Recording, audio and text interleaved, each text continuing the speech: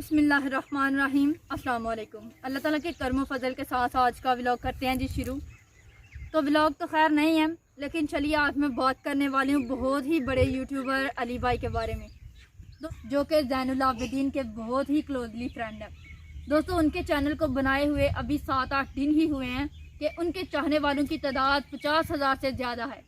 से ही इन्होंने 3-4 videos upload की तो उनके चाहने वालों की तादाद 50,000 हो चुकी है। तो आज ही जो है खबर आई है कि उनके चैनल को जो है वो हाइड कर दिया गया। तो उनके चैनल को हाइड कर दिया गया या फिर उनके चैनल को डिलीट कर दिया गया, इसके बारे में अभी हमें कुछ नहीं मालूम।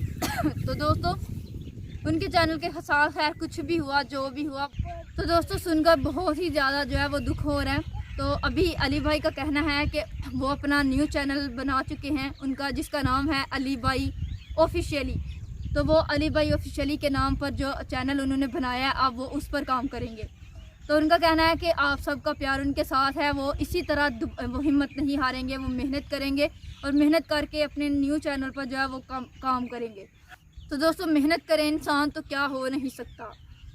इसमें हमारे लिए सबक आमोज़ बात यह है कि उन्होंने हिम्मत नहीं हारी और उन्होंने जो है वो दूसरा चैनल बनाया। हमें उनको उनके न्यू चैनल पर सपोर्ट करना है और उन्हें पहले की तरह बहुत ज़्यादा प्यार देना है।